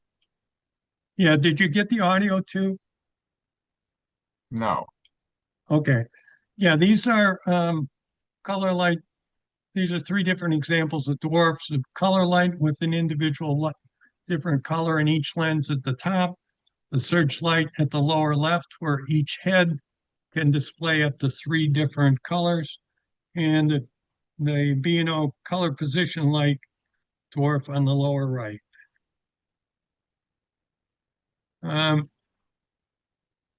Project I took on about 20 years ago was to model modern color light signals for CSX. This was during the early periods of 3D printing being available to make wax masters or brass castings. So here's a sample of some of the parts that have been able to make the signal heads on the left, the junction box for on the mast on the right, and the base plate for the signal mast on the lower right. And here's some examples of those signals. Fabricated brass signals, etched parts for the backgrounds and the platforms, the brass castings I just showed you, and LED lighting using a light pipe type lens and the surface mount LEDs behind it. Talking about other details that are out there on the railroad, relay cases. It used to be almost everything in the field was in relay cases, but railroads have now moved to mostly using signal houses. The former Conrail used a Core 10 steel example is on the left. A couple other CSX examples are in the middle and on the right, and we started using platforms instead of going to the trouble of building a big fill when we needed to have a signal house along the side of the railroad. Here's some cases and signal house models. So usually the most common sizes are 4x4, 6x6, and 8x8. Dan Heinel and Phil Burnside did this printing, and there's two switch machines with the right and the left down at the bottom. Here they are out on the layout. The one off on the right is something we started about 20 years ago using some top-mounted signals on top of the house, signal house, a 4x4 house. That way we only had to build one install one foundation, and the wiring was much simpler. We just brought it down into the house. CAD and printing, again by Dan Dowdy. He's done a lot of cast iron signal boxes they used to be seen at the base of signal masts. Then there's other details out there: battery wells, pole line, and commercial electric power over here on the right side. They're all part of what's out there, depending on the period you're modeling and the period and when that part of the signal system was last rebuilt. You see a wide variety of items out there. A lot of it's been cleaned up with positive train control implementation, but there's still some examples out there. So where do they go on your layout? This is a sample picture of a single switch control point. On the right side, every control point has a signal, an absolute signal that displays an absolute stop when it's red or at stop for every entrance, every track coming in to the control point. There are not signals in the middle of a control point. It's at the ends. And so in this one, there's the signal in the lower right that's entering in for the direction that we're viewing this. There's a signal up in the upper left, which is the signal for trains coming towards us on the straight track. And then there's a signal in the upper right for signals coming towards us, for trains coming towards us on the diverging side of this control point. There's also switch machines. The big things you're seeing on the lower right are switch heaters. They pretty much hide the position of the switch machines. And that's what the ducting is between the switch points. This control point has a movable point frog, and so there's switch heaters and switch machines for the frog as well. So relay case house off to the left, that one's probably for the grade crossing warning system. And probably in the lower left, not outside the picture, is probably a house for the actual control point. So method of operations really defines the location of signals. Current of traffic automatic block signals were some of the first signals, along with interlockings. It's absolute permissive block.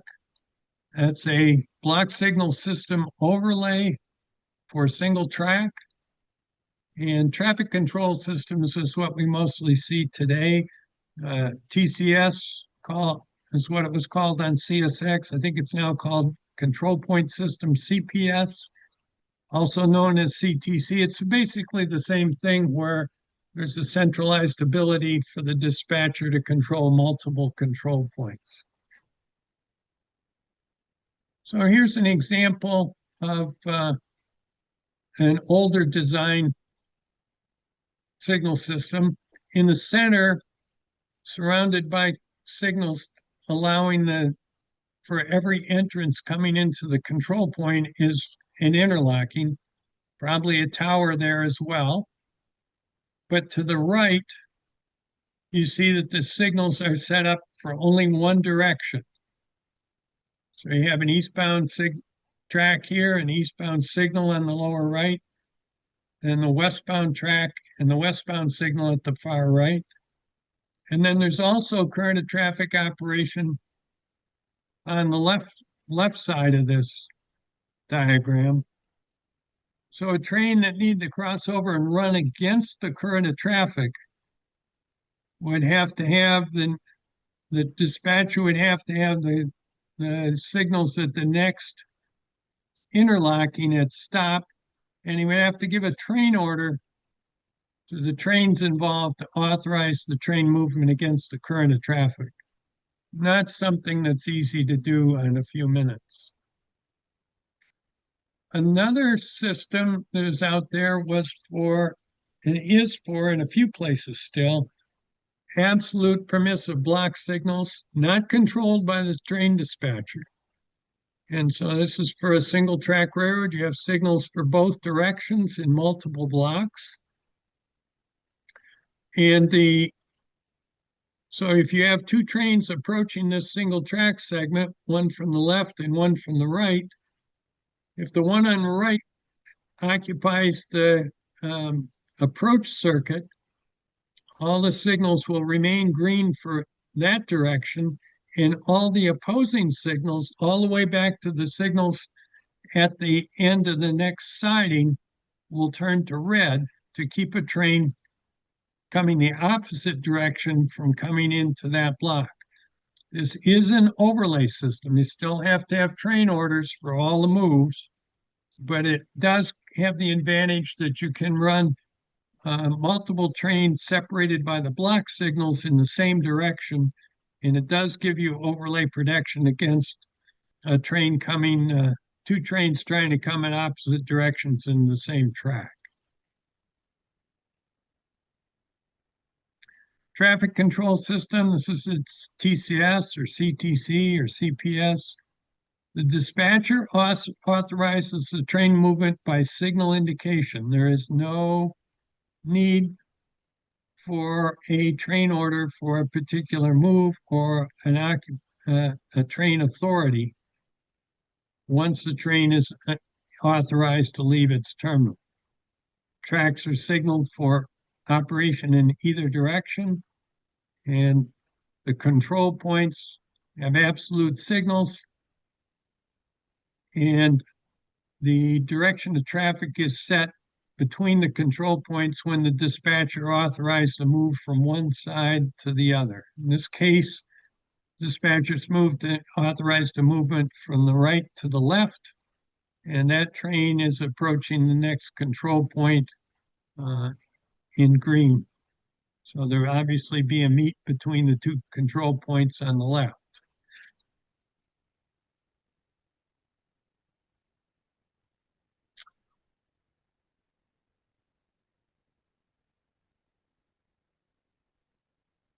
The train dispatcher uses different method of operation. If he's using TCS signals, he can really only do three things. He can request a turnout position to reverse a turnout or restore it to the normal position. Sorry. Let me get.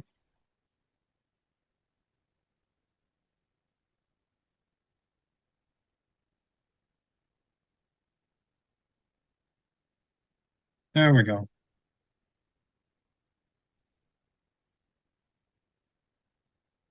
So the train dispatcher can request a turnout, change position, request a signal to be cleared, in other words, to be better than stop at a control point. And of course, he can always change his mind, and he can request that the signal be canceled and set back to stop. The ask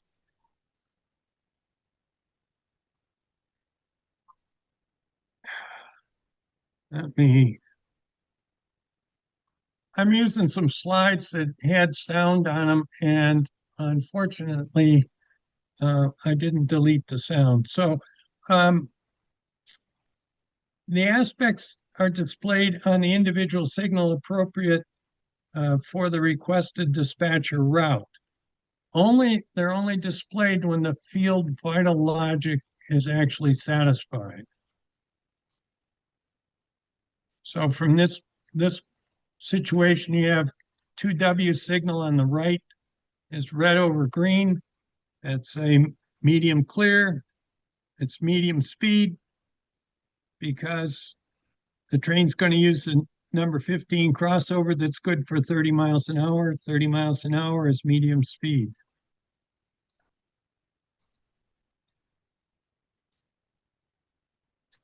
The signal authorizes the train to move, and so the train is authorized to move based on the signal. Speed signaling.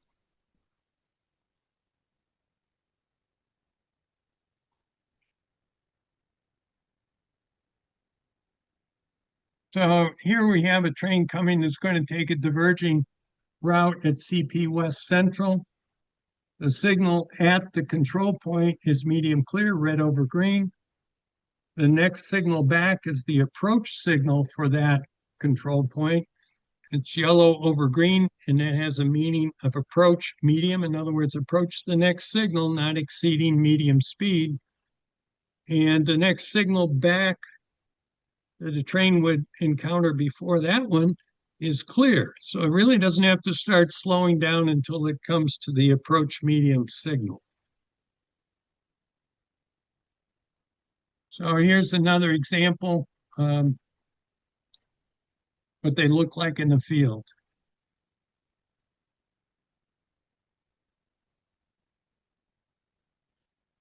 Red over flashing green is a Rule 281C for limited clear 45 miles an hour. In this particular case, next train's going to cross over at 45 miles an hour and take a diverging route in that plant to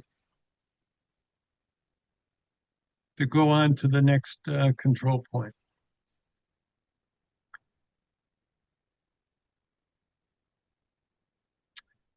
So, and here's how dispatcher controls from a meet. Authorizes the westbound train to move from right to left, crossing over to the number one track. At the same time, the eastbound trains authorized to cross over to the number two track, and they'll go ahead and have that meet, and they'll come to the next control point, passing each other someplace in between. I'm showing some intermediate signals in the center of between the two control points.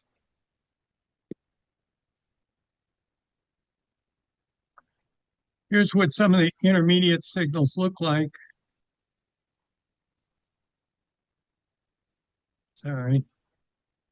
Intermediate signals divide the track segments between control points. This is a set of new intermediate signals that we were putting in Florida.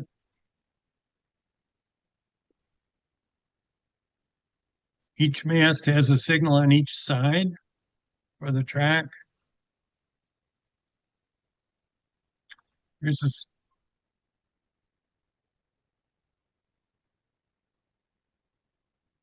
This is a single track. Here's a picture at a control point. The end of a siding.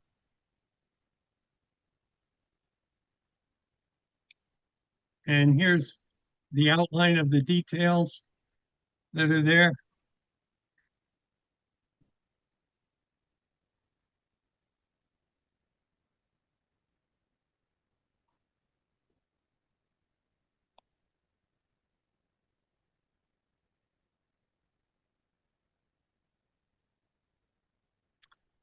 So you can move on and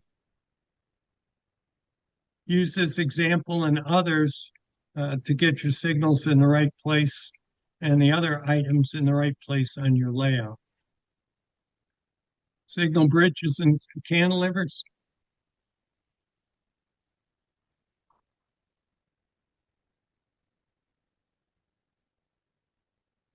So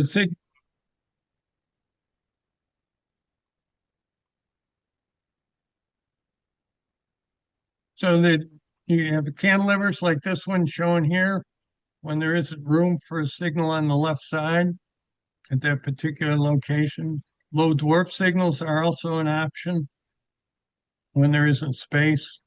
Obviously, a signal bridge has supports at both ends, and cantilever just has one support. So prior to 1985, signals had to be to the right of the track for the approaching train. And so here's a couple examples showing you the extensive cantilevers required, used on the C&O portion of the railroad in Ohio, um, to have the signal to the right of the track for the approaching train. After 1985, we didn't need a special waiver from the Federal Railroad Administration to have a signal to the left of the approaching track. Obviously, we're not running with locomotives that have long steam boilers obstructing the engineer's view to the left. And so that's greatly simplified a lot of things going on. But here's some examples. You can see there's a signal for every entrance to the control, each one of these control points for each track. And the right one, there's a wayside signal for the first train on the left. The right picture, the middle track, there's a dwarf signal. And to the right, for the far track on the right, there's an entrance signal, another wayside signal. And then coming the other direction into that control point, there's two signals on the cantilever and one ground signal off to the left.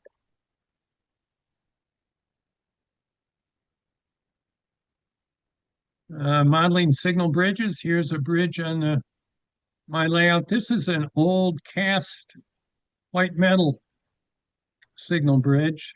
The plastic rail signal bridges are a lot easier to splice for longer 3-track signal bridges and things like that. So that gives you an idea what's possible there. So just to go through what would be the design steps that I would suggest if you want to put in a signal system on your layout. Draw the track layout, identify the main tracks and the signal control sidings. Identify the power switches and control points. Decide the speed for every route through the control points. Decide which railroad signal rules and date of the rule book, so you have the right rules. Label each track circuit, turnout, and signal. Design all the possible signal aspects for each signal for the speed and routes. Decide on the type of each signal. They can obviously be different. Use the possible signal aspects to decide on the lamps needed in each head and decide signal locations, wayside bridges, cantilevers, dwarfs. Plan the input, output, and type of dispatcher control. Now that ought to pretty much overload everybody's brain at this point. So let's back up a little bit. Just some closing thoughts. A signal system is a good sized project, but just start with signaling between two control points. If you're modeling 1950s, 1940s, those control points would be interlockings that were manned in the field, but in most cases, in many cases, but really look at it as a series of smaller projects, each with a sense of accomplishment, both in the design phase and actually implementing to the point where you're starting to build signals and things like that. So, all right, I'll stop sharing and take what we have in the way of questions. All right. One moment. I know that was a lot, and there's a lot to signaling. And I tried to give you an overview and not go into too much detail, but let you know what's possible in O-scale now with all the 3D printing and parts that are available. It's really coming along. Okay, David. Thank you, Eric. Let me show, are you all seeing my screen at this point? Yes. Yeah. Okay. Let me, Eric had talked about 3D printed uh, signals, and this is what, if you can see this on the screen, this is what a 3D printed signal looks like before you strip off all of the non-signal parts of it. It's one of those like sculpting an elephant. You've got to chip away everything that doesn't look like an elephant, and then you've got it left. But these are the various enforcing and strengthening pieces that come with it. But eventually, you can see in there that you've got the signal heads. Yeah. Here is the actual Ah, that same signal stripped down. okay. It's just absolutely amazing the detail that's possible and the quality now with resin printing. Let me stand in the shoes of most modelers and suggest that maybe the walkthrough on this should be to say, okay, I'm a modeler and I'm modeling the Chesapeake and Ohio in the Midwest in 1956.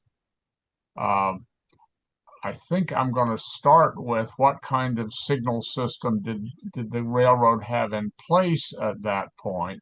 What kind of equipment and support am I going to need for the different switch machines and so on? Walk us Right. through, pick a railroad and a date and walk us through how the design might work from that end. Okay. Let's use C&O in the Midwest. Um, they're dispatching using uh, CTC or TCS signaling on the Columbus and Northern subdivision, running coal from the Ohio River area and the coal fields up to Toledo. That's a territory that some of those pictures were from. At that point in time, they were buying almost all their equipment from Union Switch and Signal, so it would be this kind of signal heads uh, that are in the examples, where you have color light signals, a separate lamp unit for each color in each head. They were using signal cases, a few signal houses at control points. Um, that would be the start. They were using probably M23 switch machines. At that point in time, they might not have been the dual control version that we use now. So, yeah, M23 switch machines. I'm sorry. Um, there would be a pole line, and there was a lot of pole line circuits that were out there, and electric power was on the pole line instead of a lot of it being on local meters at each control point or signal location as it is today. So then to design it, you would look at what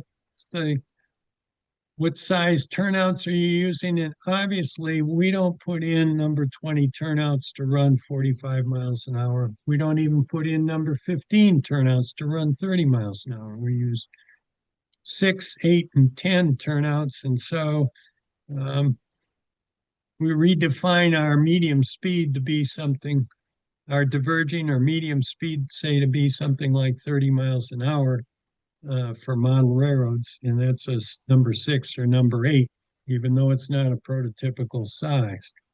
But then for each control point, you'd look at what are the possible routes, what would be the appropriate signal aspect from each of the signals for each route. And that then lets you define how many lamp units you need in the top head, how many lamp you need in the second head, and whether or not there's a third head for each entrance into a control point. Does that give you a start, David? I think so. Now, where would you go for your information about the prototype? Is working from photographs best, or is there a consistent treatment on the part of historical societies? Yeah, there's a lot of information out there on the websites about different signal items. Um, I always usually say to people, start with a rule book for the period of time that you're interested in. You can then go to the Historical Society, and they will often have a set of standard plans um, that were used by the railroad, maybe about that period of time that you're looking at. One of the things about signals is you can have a signal that's still out there in 1985 that was put up in 1942. And right next to it, at the next control point, if it's been rebuilt, there might be current standard signals out there. So you have a license to put up different kinds of signals at different locations. They would usually be the same at an individual control point or interlocking, but you can have, if you're interested in different signals, you can certainly do that at different control points. Kel Shearson wants to know what logic system you're using for dispatcher control between control points. Okay, I'm using Bruce Chubb's CMRI equipment and Visual Basic to do a dispatcher screen. That'll be mouse or touch control. I must confess that I don't have a signal that's lighted on my layout yet. So, We won't but we won't tell. Yeah, there, the LCC, the NMRA standard for the layout control system is looks pretty interesting and a good modular way possibly to put things together. Um, and there's also other logic that's out there, ways to do things. Rich Randall wants to know, he said in a few slides you said you talked about dispatcher requests. And he wants to know what this means. Is there someone higher than the dispatcher? How do you have a dispatcher request? Yes, there is something higher than the dispatcher, and that's the vital logic relays or microprocessors in the field that will not let the train dispatcher clear a conflicting route or a route over a switch that's not properly lined. So what I'm saying is the train dispatcher, when he's sitting at a screen, whether it's a screen or a dispatcher machine, as we called it, the desks that would have the track layout and the switch levers for individual switches and signals. The only thing the dispatcher is able to do is send out a request to the field location, the field control point, to do something, either to throw the switch or to clear a signal. That request is then considered by the final logic at that location. And if it's okay, that switch will throw or that signal will clear. The other thing that dispatcher can do if he needs to change his mind is to request that the signal be set to stop. In other words, canceling a route. But that gets a little exciting for the dispatcher because at that point in time in the field, there's going to be a timer that has to run in case there was a train that passed the approach signal to that control point. It had already passed it, and so the signals can't be unlocked, a different route set up until that time is run. By the way, I have known several dispatchers, and I've always had the understanding from them that the only authority higher than their level was God. Did I get that wrong? Yeah, it's the Okay. signal That's design correct. guys that designed the logic. Okay. Jim DeBrune has a Yeah. question. He says, I know of an O scaler with a working ABS system, all of the control electronics are circuitron components. This is old school analog. It works, but if one were to start from scratch today, are the other options that are just as simple, or are there other options that are just as simple or close? No dispatcher control, CTC or otherwise is anticipated. So I'm hoping to avoid having to build a computer-based visual basic controller. Yeah, I would suggest you take a look at NMRA's LCC layout control. And there's others out there, but that's one way to do it. And especially at the national convention, they usually have a demonstration set up along several tables to show you how everything goes together. And so I would suggest taking a look at that. You could do that for an automatic block signal system. Um, it would not be overly complicated, shall we say. All right. Are there other questions for Eric? Let me make a suggestion, and that is this is one where two things ought to be considered. Number one is watch this sucker again because there's an incredible amount of detail to take in. There's no way in the world you're going to get it inside your head on one viewing. And second, he gave us an overview, sort of a top down of the different equipment and systems and so on. In point of fact, most of us have one railroad during one time period, and we would probably approach it by finding out what system they had, what equipment they had to go with it, and build it up sort of from the ground up rather than top down. But Yeah. are there other questions for Eric? By the way, we have a number of comments and things that are not necessarily questions from different folks in the chat room. Feel free to look at that and you can chat back and forth and get a dialogue going there. I just have one other, your question about where's the reference, where's the place to go?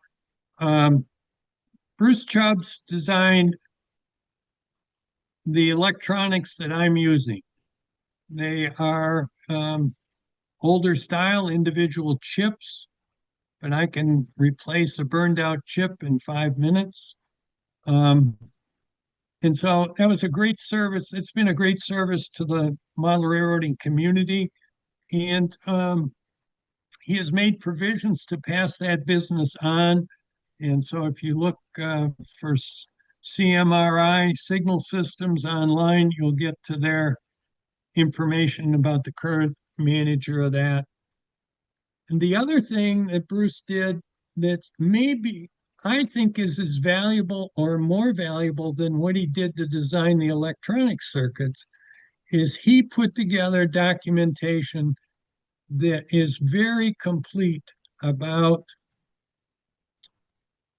signal systems, how they operate, and how you can model them. And those books are now available online. I believe they're free. And so I think that would be the go-to place I would suggest is go to the CMRI location and online and read through those online books. I think you might even be able to still order them in print form. I have them in print form. And there's even been cases where I had a real railroad question about something, and I actually went and I got to confess, I went and looked at Bruce Chubb's information to see if he confirmed what I thought. By the way, Atlas has, I believe, some sort of signal system. And I think it started as being a independent or outside of Atlas's control. And at some point, Atlas took it over. And I'm probably wrong on at least half of what I just said. but do you know anything about the Atlas system and whether it is something to build a signal system on, or is it better to go to Bruce and CMRI and start from scratch? I would look at what Bruce has done first. Atlas has some pretty good looking signals, uh, but it's not a complete line. So as soon as you get to a control point and you need a signal with two heads on it, or you need a signal with three heads on it, they're not available. So you could buy maybe additional heads from Atlas and add them to a taller mast. Um, it's probably not a real pretty picture, but if you're only doing three or four signals around the control point and then a couple block signals, um, that could well be a way to go. Does Atlas have a logic system that goes with their individual signals? I'm not, I thought they did, but I'm not sure. Yeah, they put logic in a bungalow model, and I think it is limited to current and traffic block signals. So it's not really set up for more complicated control points or interlockings. Any further questions for Eric? I think that given time, we probably need to cut off the formal program. And I want to thank both Doug and Eric for some terrific presentations today. A lot of meat in them. I would flag that our next O-Scale Central online program is going to be June 14th. That's a week earlier than we usually do it, but I don't want to compete with Father's Day because I suspect we would probably lose.